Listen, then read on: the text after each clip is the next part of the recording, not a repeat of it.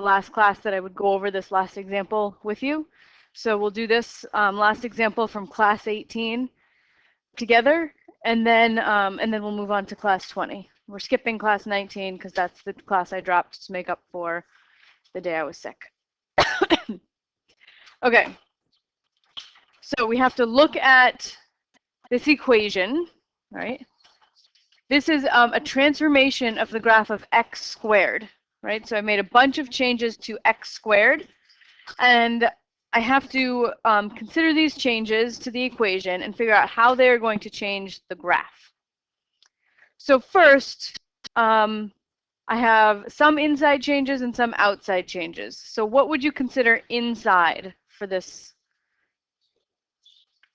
The 2x and the -4, yep. And then outside would be the +3. Good. So I have inside changes. Is going to be the 2x -4. So the subtraction, right? Addition or subtraction is a shift, and multiplication is a stretch, right? Stretch or shrink. Now, the rule that we're supposed to follow here is we're always supposed to do horizontal shifting first, followed by stretching or shrinking, reflecting, and vertical shifting. So the first thing I want to do is the horizontal shift. So what's my horizontal shift here? It's a -4, right? So which direction am I going to shift? Right. I'm going to shift right 4. Okay, so step 1, so I'm going to write it all down underneath here. 1. Shift right 4. Okay. All right, step 2 is any stretching or shrinking. Shrink. Horizontal or vertical? It's horizontal because that ×2 is inside, which means it's horizontal. And horizontal things are always the opposite of what you expect them to be. So it's a shrink, right? Because you would think if you multiply by 2, things would get bigger. But with horizontal things, they actually do the opposite and they get smaller. So how much am I getting smaller by? Close. Factor of 1/2. Yes, factor of 1/2. So next, I'm going to do a horizontal shrink. Factor of 1/2. And then finally, I'm going to deal with my outside change, which is the +3. That's a vertical shift up 3. Good. So let's think about what happens with coordinates. Okay, so to shift right 4 units, what happens to my coordinates? The coordinates of each point on the graph. Add 4 to x. Add 4 to the x's. Good. All right, and then to do a horizontal shrink by a factor of 1/2.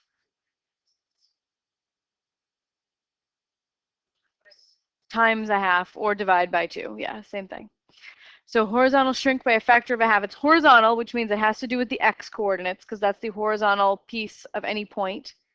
The horizontal component of any point is its x coordinate. So I'm going to multiply the x's by 1/2. All right, and then lastly, vertical shift up 3. How does that affect my components? Add 3 to the y's.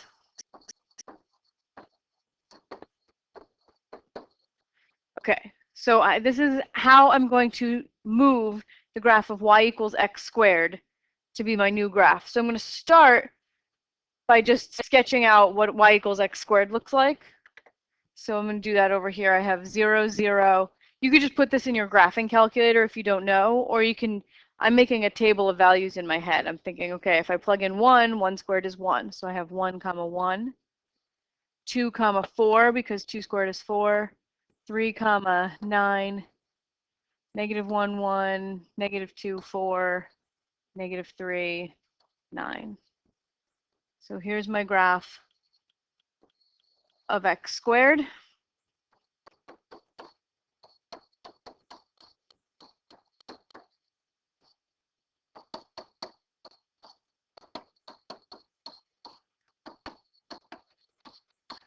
Okay, with some key points labeled. Now I'm just going to move each of those key points according to these 3 steps. Okay, so my first thing I'm going to do is add 4 to all my x's and replot the points. Okay, so I'm going to do it in different colors, and then so there's going to be, I'm going to plot each step separately, and then I'll let you know the final color, which one's the final graph. So I'm going to add 4 to each of the x coordinates. So -1 plus 4 is 3. So instead of -1, 1, I'm going to go to 3, 1.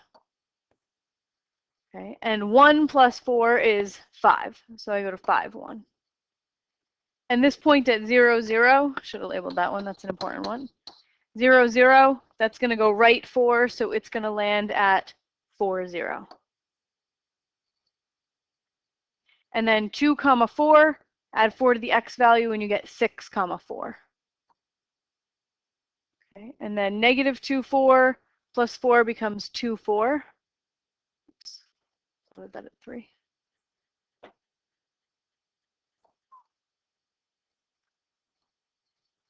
And then 3, 9 becomes 7, 9. And -3, 9 becomes 1, 9. So I just added 4 to every x coordinate. I think I might not even bother sketching the graph. I'm just going to do the points. I'll do my next set of points in green. And what I'm supposed to do to these points, to the points I just graphed now, is do a horizontal shrink by a factor of 1/2. So multiply all your x coordinates by 1/2. So 4, 0, start with the vertex here, the bottom point. 4, 0, take that x coordinate, multiply by 1/2, and you get 2, 0. So it moves over here. So 3, 1, where is that going to go? 1.5, 1. Yep. And 5, 1 goes to 2.5, 1.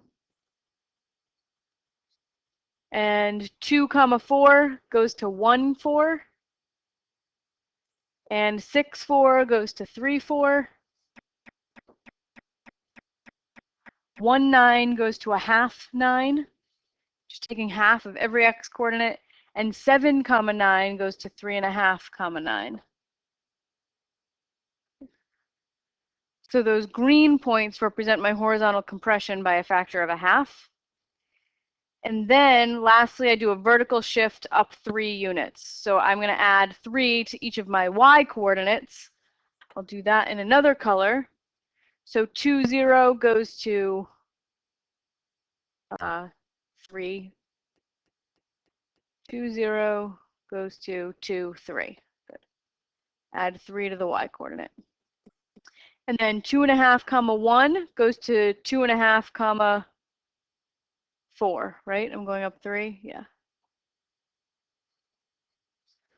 And 1.5, 1 goes to 1.5, 4. And then 3, 4 goes to 3, 6. No, 7. I'm going up by 3, right? So 3, 4 goes to 3, 7. And 1, 4 goes to 1, 7. This isn't quite drawing where I want it to. Okay, and then 3.5, 9 goes to 3.5, 12. And 1/2, 9 goes to 1/2, 12. So this sort of periwinkle blue color is the final graph of the transformation.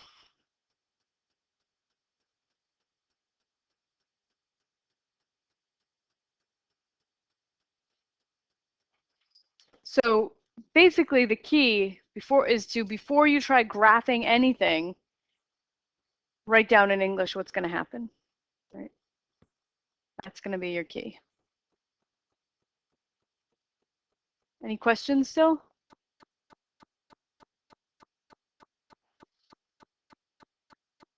All right, let's look at class 20.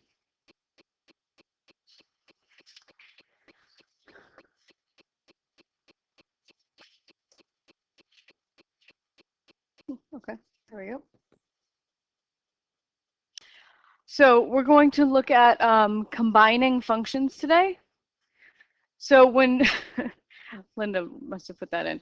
When two functions love each other very much, they share a special kind of algebraic operation, and a new function is brought into the world. Okay. So we can create new functions by combining two or more through addition, subtraction, multiplication, and division. So this is how we combine functions. We can add, subtract, multiply, and divide them. Okay. So f and g are two functions. The sum, difference, product, and quotient are functions whose domains are the set of all real numbers that are common to both domains, f and g. So if you want the domain of the sum of two functions, it's the intersection of the domain of each individual function. So if I want to add two functions, this is just two different notations I can use to mean adding two functions. I can write f plus g of x or f of x plus g of x. They mean the same thing, adding two functions together. Same thing with subtraction and multiplication and division. Sorry. All right, so let's let f be x squared and g be the function 1 over x plus 1. I want to find each of these combinations of functions and their domains. Okay. So before I start working on that, let's just look at the domain of f. Okay, so you remember, you got to think back a couple of weeks to domain. Domain is the set of all x values that you're allowed to plug into the function. So sometimes it's easier to think about it in terms of what's not allowed to be plugged in, right? Yeah, so for x squared, you ask yourself, is there anything that I'm not allowed to plug into x squared? No, x squared, you can plug in anything you want. No matter any number in the whole world, you can square it, right? So the domain of f is negative infinity to infinity, right? So that, if I were to graph it, I would just highlight the whole real number line, right? There's its domain. All right, let's look at the function g, 1 over x plus 1. Is there any value of x that I cannot put into g? Negative 1. I can put in anything I want except negative 1. Why can't I plug a negative 1 in? Yeah, I would get a denominator. What? It would make the universe explode, exactly. Yeah, I would get a 0 in the denominator if I were to put a negative 1 in for x. So my domain is all numbers except for 1. So you could write it like negative infinity to negative 1. Sorry, I meant to say negative 1. Union negative 1 to infinity. So that just is a way of skipping over the negative 1. Every number up till negative 1, and every number from negative 1 on, but not negative 1 itself. So if I was going to sketch the domain here, I would put an open circle at negative 1 and highlight everything to the right and everything to the left.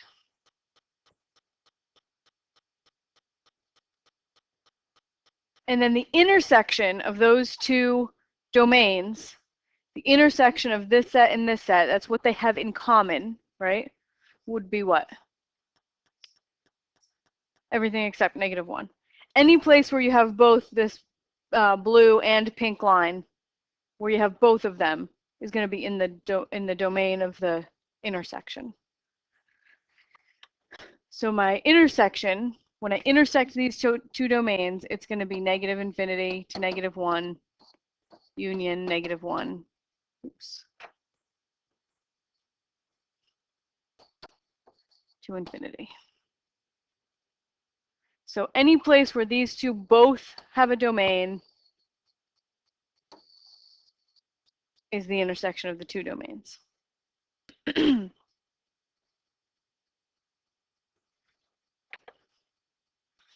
All right, so if I want to do f plus g, that means add f of x plus g of x.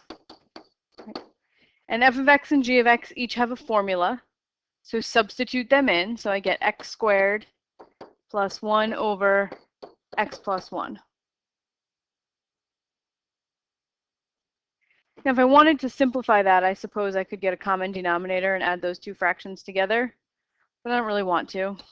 I think that's good enough. Adding two functions is easy, right? Just write the first one plus the second one. And then the domain is going to be the intersection of the domain of f and the domain of g. So this is your domain.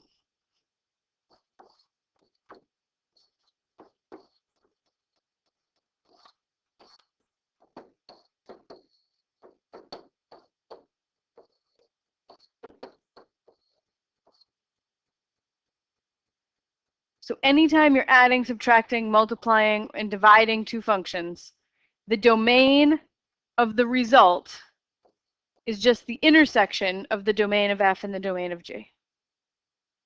The only exception is with division, because you also have to exclude any place where g is 0. But we'll get to that. All right, f minus g. F of x minus g of x. Plug in f, we get x squared minus g, 1 over x plus 1. Again, you could simplify it, but it's not really worth the trouble. X squared minus 1 over x plus 1. And then the domain is going to be negative infinity to negative 1, union negative 1 to infinity. It's just the domain of the intersection of the domains of f and g.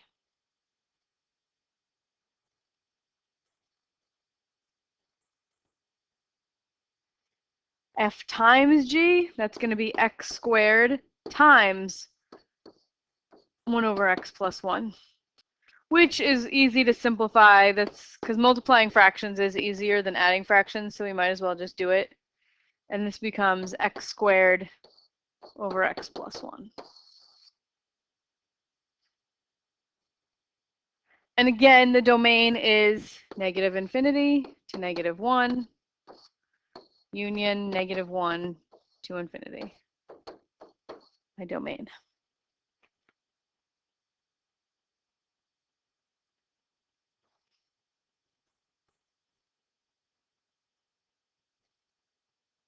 So f divided by g is going to be x squared divided by 1 over x plus 1.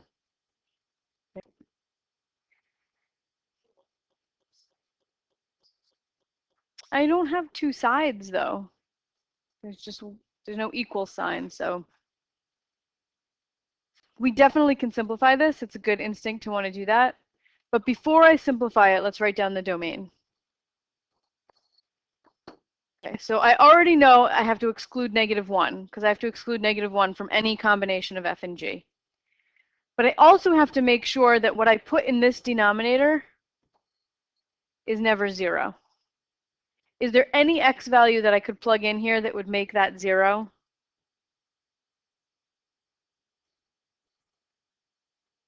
That would make the denominator of the denominator 0. Can I make the whole fraction 0? 1 over x plus 1, can that ever be 0?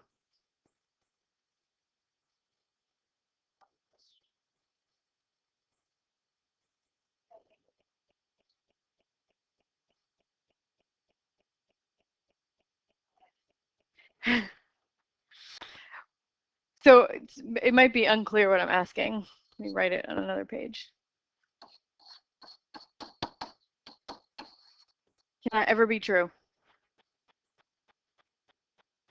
No. The only way to make a fraction equal to 0 is if the numerator is 0, and my numerator is a 1, right? There's no way this never happens, right?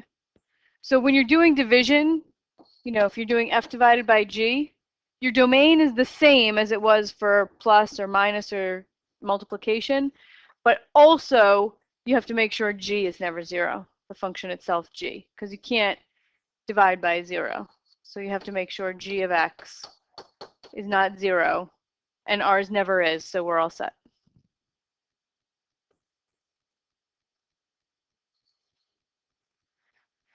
So my domain is still negative infinity to negative 1, union negative 1 to infinity. And then if we come back to this, we could simplify it. I could rewrite this as x squared times instead of dividing by 1 over x plus 1, I could multiply by x plus 1 over 1. Right, so instead of dividing by a fraction, I can multiply by the reciprocal. And when I simplify this, I get x cubed plus x squared, which looks like its domain is all real numbers, right? There's nothing to exclude in there because it looks like there's no denominators, no square roots. But I do have to leave out -1 because, which is 0, which is okay. Because, okay, so this is my original f divided by g, right? What makes f divided by g, the way I wrote it, different from x cubed plus x squared? Yeah, this one has a denominator, right? So these two are always equal, except that in this one, the original one, you cannot put a -1 in, right? If I put a -1 in there, I'd get a 0 in the denominator. So this function that is f divided by g, written just like that, f divided by g, you cannot put in -1. When I simplify it, I get something equivalent for every x except for that one x value of -1. So you have to write the domain for the original. So that's why I wrote the domain first before doing the simplification, because it's easy to do the simplification and then go, oh, all real numbers.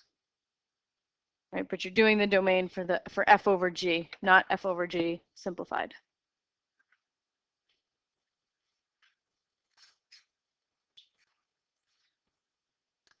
Okay, so now we're going to talk about another way, a fifth way that we can combine two functions. Okay, aside from addition, subtraction, multiplication, and division, we can use the output of one function as the input into another function. So for example, let's say we define the functions m and f as the mother and father functions. Okay, so m of p is going to represent the biological mother of person p, and f of p is going to represent the biological father of person p. Yes, question? The range? Oh, I wasn't right. I wasn't doing range. That's a great question. I think it's going to be all real numbers except 0. Why? Okay. So x squared over 1 over x plus 1.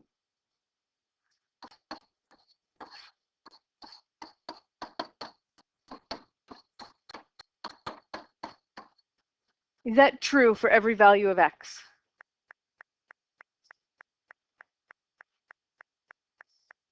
Except at -1. This is true for every value of x except at -1. So true for every x except x equals -1. That v with a line through it means for every or for all. Yeah. Without the circle. So this says true for every x except x equals -1, right? So I cannot put a -1 into the first one, right? If I put a -1 into the right-hand side, what do you get? 0. Okay. So -1 comma 0 would be, if I was going to graph both of these, if I was going to graph y equals this and y equals this, they would look exactly the same, right? Because they're almost always the same, except when x is -1. This one would have no value, but this one would have a value of 0. So x squared divided by 1 over x plus 1 has a range of all real numbers because it has all the same outputs as this guy, except this guy has a 0 as an output that this one will never have. No, that's not true. because if I plug in 0, I get 0.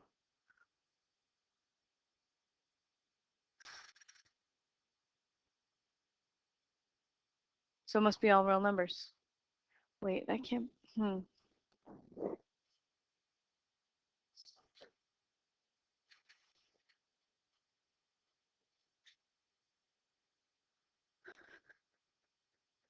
So the two graphs are exactly the same, except one of them has a hole at the point -1, 0, and the other one goes right through it.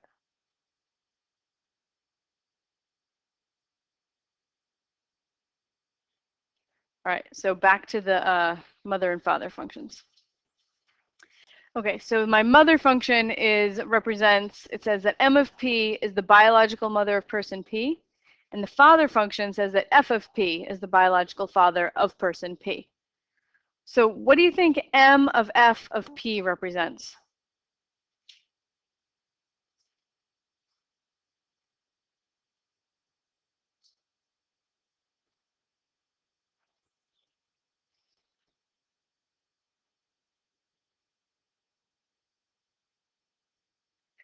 So M of F of P, if you ignore the M, F of P just says the father of person P, which is another person, right? The father of person P is another person. If I take that result, whatever F of P is, I'm going to apply the mother function. I get the mother of the father of person P, right? The mother of the father is the grandmother, the paternal grandmother.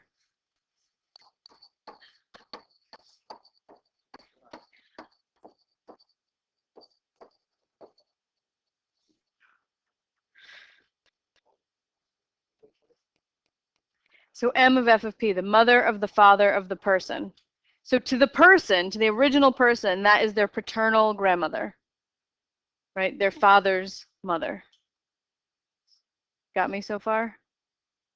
All right, so visually, think of this as a machine, right? So I put in the name of person P, right? I put person P in, and I figure out first who their father is, F of P. Okay, now I know who the father of person P is. They're a new person. F of P is a person, right? So now I can take that person and figure out who their mother is, right? And that would be M of F of P.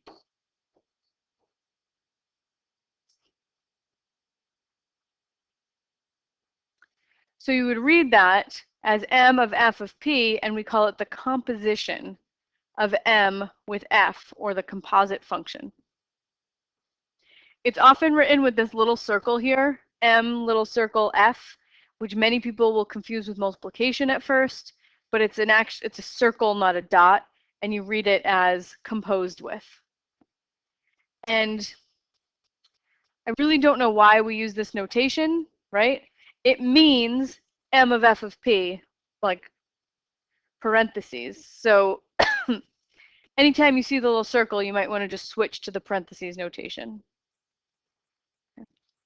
So let's see, does the order matter? If I do F of M of P, what family member is that? The grandfather. The father of the mother of person P, which is person P's maternal grandfather.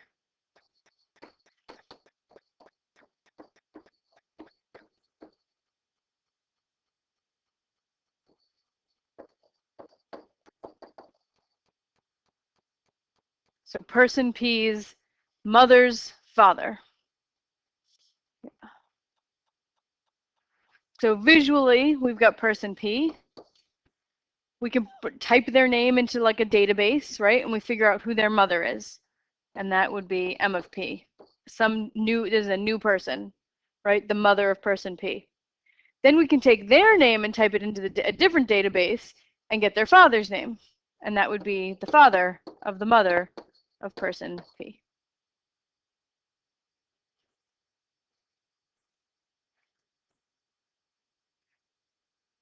So this is the idea with composition of functions. You take the result of one function and plug that in as the input to a new function. So I took the result of one function m and plug that into as the input into a new function f. So composition of functions, it's denoted with the little circle, f circle g. It is defined as f of g of x. So the domain of the composite function is the set of all x's such that x is in the domain of g and g of x is in the domain of f. We'll do an example, you'll see. So we have a composite function illustrated down here. We have two function machines, right? Function g and the function f. So if we're doing f of g of x, then you put x into the g function first. So you have your input goes into function g and out comes g of x. Then you take that output and it becomes the input into your next function. So you take that output g of x and run that through your machine f of x. And out comes f of g of x. So for example, I have f of x equals x squared and g of x equals x plus 1. So I want to evaluate f of g of 3. That f circle g3, that means f of g of 3. So you work your way from the inside out. First, we have to figure out what g of 3 is. What is g of 3? 1/4, yeah. You just take your 3, plug it into the g function, you get 1/4. So this would be f of 1/4. So I'm just making a substitution. I'm replacing g of 3 with what it equals, 1/4. And then what's f of 1/4? 1/16. Take 1/4, plug it into the f function, 1/16. If you want to think of this visually, let's draw two pictures of machines. Yeah, Sabine. I did g of 3. This is g of 3, right? That says take 3 and plug it into the g function. This is 1/3 plus 1, which is 1/4. So a more visual way of solving this same problem would be is if I draw a picture of two machines.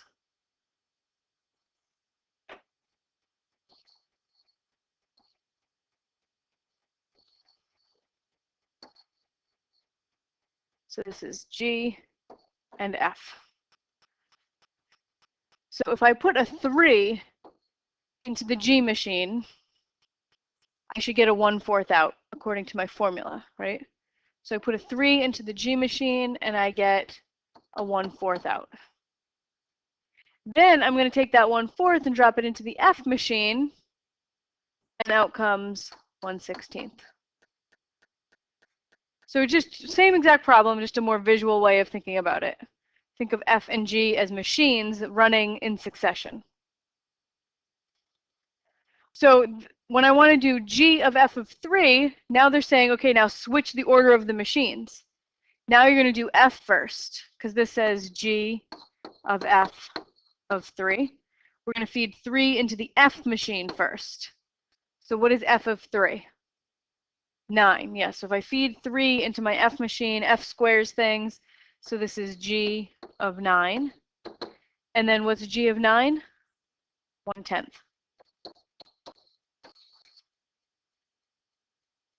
So the order definitely matters. And when you are working with composition, you always work from the inside out. All right, let's think about a general expression for f of g of x. F of g of x. So before I do that, let me go over here and say, what would f of star be equal to? Star squared, right? F is just a stupid machine, right? It will square whatever you put into it, even if it's something non-mathematical or crazy, right? If I put a star into it, it's going to square it. If I put a smiley face into it, it's going to square it. So if I put a g of x into it, what's it going to do? Square it. So f of g of x is g of x squared. But then I can make a little substitution because I actually have a formula for g of x. Replace g of x with this formula, 1 over x plus 1 squared.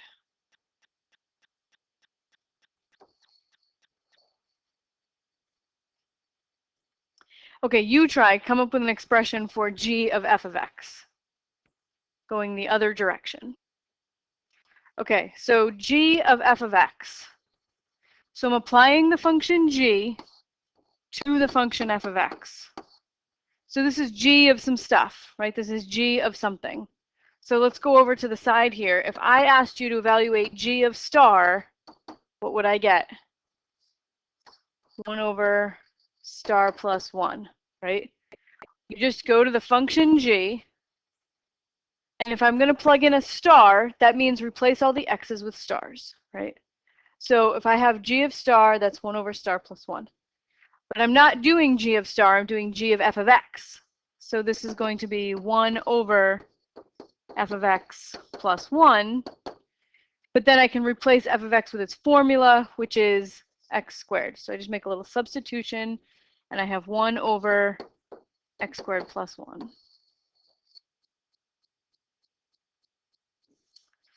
All right, now I just want to think about the domain of f composed with g. So for me, when I think about the domain of a composition, I always draw a picture of two machines. It will not fail you.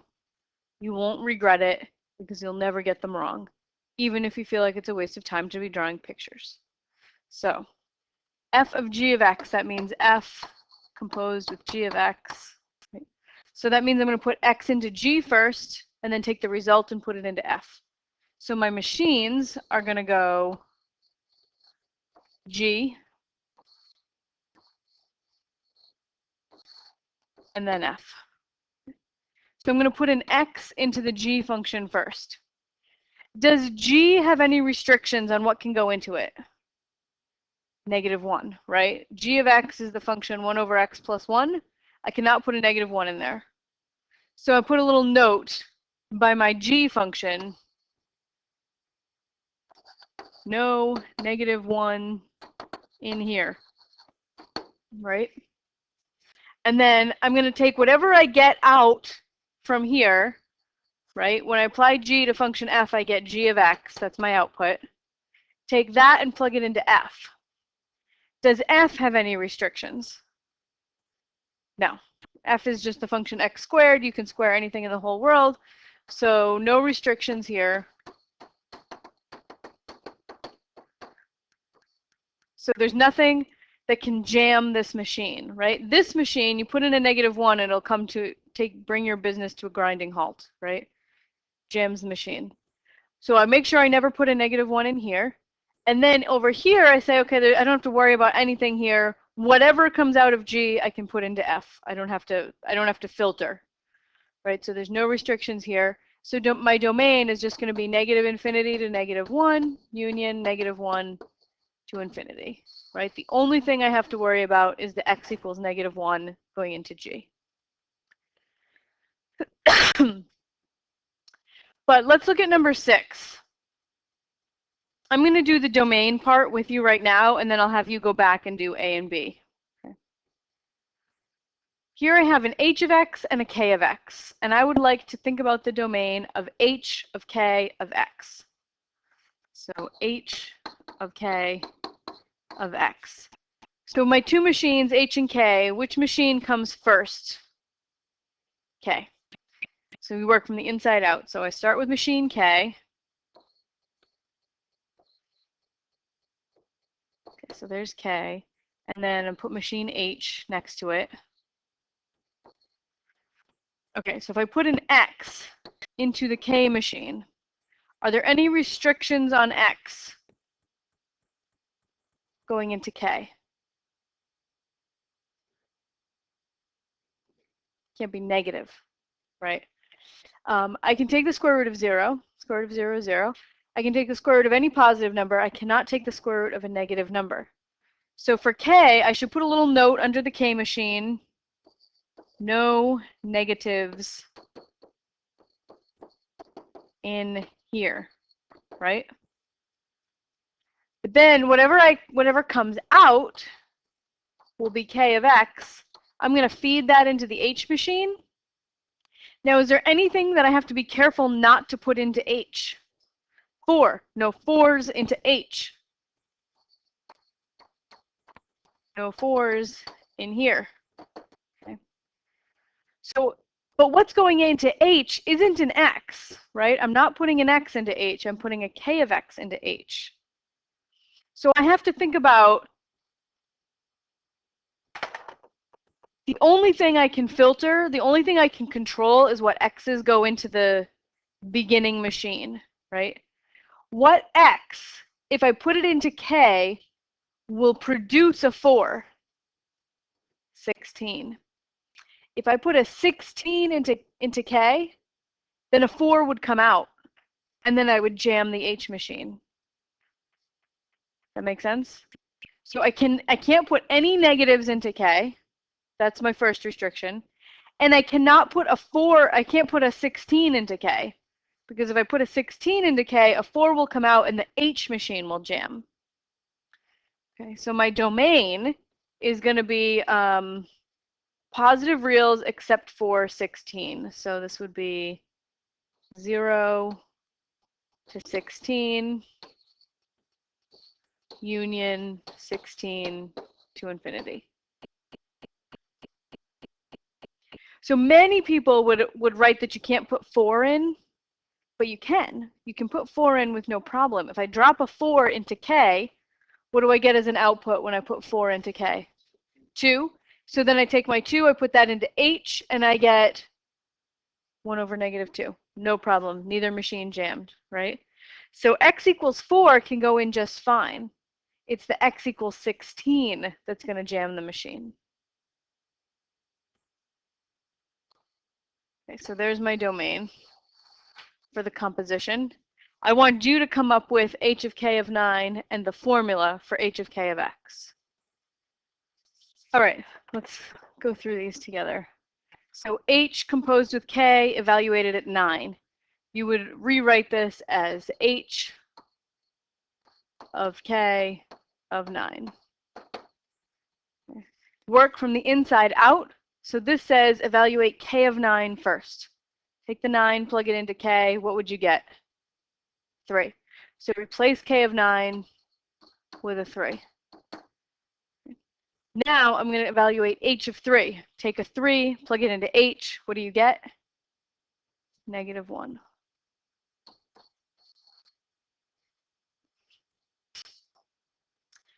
Okay, so now a general expression for h composed with k of x. Yes? 1 over negative 1 is negative 1. Yeah. Yeah. So I just simplified. Yeah. Okay, so a general expression for h composed with k at x. This is h of k of x. Okay, so h of anything takes that anything and does 1 over that thing minus 4, right? So if I tried to plug in a smiley face, right, h of smiley face would be 1 over smiley face minus 4, right?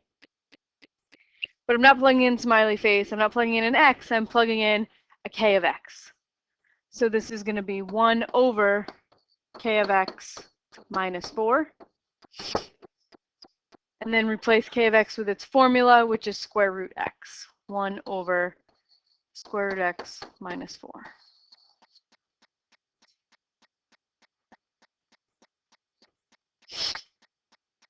Make sense? Is okay? All right, good.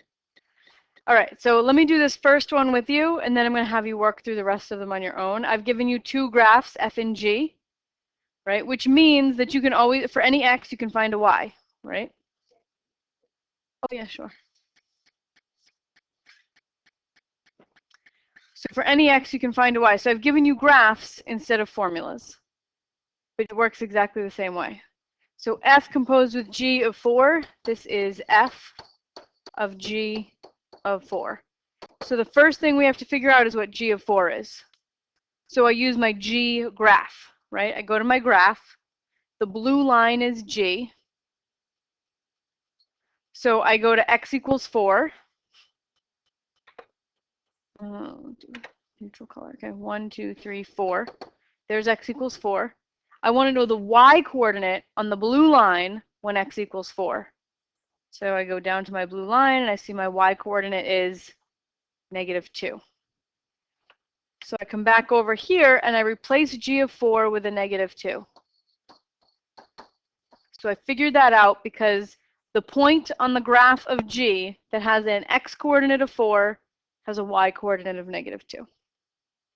Okay, so now I have to figure out what f of -2 is. So this time I use the red graph, and I have to go to, I'm looking for the point on the red graph that has an x coordinate of 2, and I would like to know its y coordinate.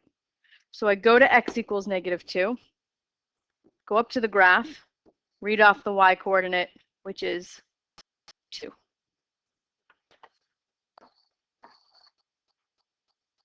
Okay, make sense? All right, work through B, C, D, and E, and then we'll go over them.